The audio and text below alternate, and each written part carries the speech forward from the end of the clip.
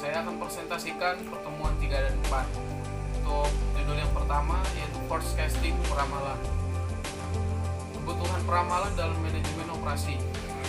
Peramalan adalah proses untuk memperkirakan berapa kebutuhan di masa mendatang, yang meliputi kebutuhan dalam kualitas, kuantitas, waktu, dan lokasi yang dibutuhkan dalam rangka memenuhi permintaan barang atau jasa.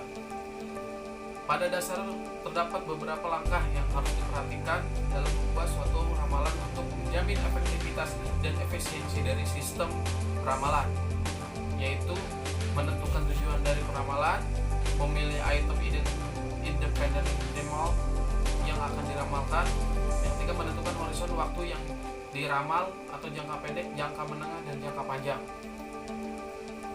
Dalam hubungan dengan horizon waktu, peramalan diklasifikasikan dalam 3 kelompok. Salah satunya yaitu peramalan jangka panjang. Untuk peramalan jangka panjang umumnya 2-10 tahun, dan peramalan ini digunakan untuk merencanakan produk dan perencanaan sumber daya. Ada juga peramalan jangka menengah. Apa itu jangka menengah? Berkisar 1-2 tahun, dan peramalan ini lebih khusus dibandingkan peramalan jangka panjang. Biasanya digunakan untuk menentukan aliran kas, perencanaan produksi, dan menentukan anggaran. Yang ketiga ada peramalan jangka pendek, berkisar antara 1-5 minggu, dan peramalan ini digunakan untuk mengambil keputusan dalam hal perlu tidaknya suatu aktivitas seperti lembur, penjadwalan kerja, dan lain sebagainya. Di sini ada metode-metode peramalan. Secara umum, metode peramalan dibagi dalam 2 kategori, yaitu peramalan bersifat subjektif atau kuantitatif. Peramalan ini lebih menekankan kepada keputusan hasil diskusi, pendapat pribadi seseorang, dan intuisi yang meskipun kelihatan kurang ilmiah, tetapi dapat memberikan hasil yang baik. 2. Peramalan bersifat objektif atau kuantitatif. Metode ini merupakan prosedur peramalan yang menjadi aturan-aturan sistematis statistik dalam menunjukkan hubungan antar permintaan satu dengan yang lainnya.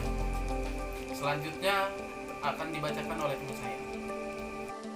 Saya Aliska Hamsi. Di sini saya akan bahas tentang teknik peramalan time series, yaitu ada metode rata-rata bergerak sederhana atau simple moving average. Yang dimaksud ini adalah metode ini menggunakan sejumlah data aktual permintaan yang baru untuk membangkitkan nilai ramalan untuk permintaan di masa yang akan mendatang. Dan yang kedua adalah metode pemulusan eksponensial dengan unsur tren. Teknik moving average dan exponential smoothing sederhana telah dijelaskan di depan, hanya tepat bila data yang digunakan stasioner. Bila data permintaan bersifat musiman dan memiliki tren, maka dapat diselesaikan dengan salah satu metode exponential smoothing yang biasa disebut dengan metode Weinter. Dan yang ketiga yaitu metode pemulusan eksponensial atau sama dengan SE. Kelemahan teknik moving average dapat kebutuhan akan data-data masa lalu yang cukup banyak dapat diatasi dengan teknik pemulusan eksponensial. Selanjutnya akan dibahas oleh teman saya, Mardani. Nama saya Mardani. Saya ingin mempresentasikan tentang teknik peramalan metode Kosa. Yang pertama itu ada metode regresional linear. Pada metode regresional, suatu metode perlu dispesifikasikan sebagai dilakukan pengumpulan data dan analisisnya. Yang kedua itu ada akurasi hasil peramalan. Ukuran akurasi hasil peramalan yang merupakan ukuran kesalahan peramalan merupakan ukuran tentang tingkat perbedaan antara hasil peramalan dengan permintaan yang terjadi. Yang ketiga itu ada rata-rata defisi mutlak atau disingkat MAD. MAD merupakan rata-rata kesatuan mutlak selama periode tertentu, tanpa memperhatikan apakah hasil peramalan lebih besar atau lebih kecil dibanding kenyataannya. Keempat, ada rata-rata kuadrat kesalahan atau disingkat MSE. MSE dihitung dengan sejumlah kuadrat semua kesalahan peramalan pada setiap periode dan pembagian dengan jumlah periode peramalannya. Yang kelima itu ada rata-rata kesalahan peramalan atau disingkat MFI. Sangat efektif untuk mengetahui apakah suatu hasil ramalan selama periode tertentu terlalu tinggi atau terlalu rendah. Yang keenam itu ada rata-rata persentase kesalahan absurd atau disingkat MAVE.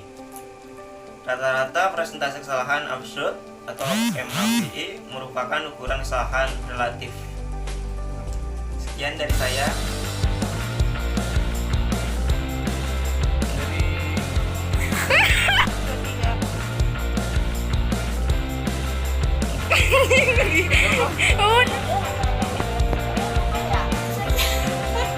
Belum.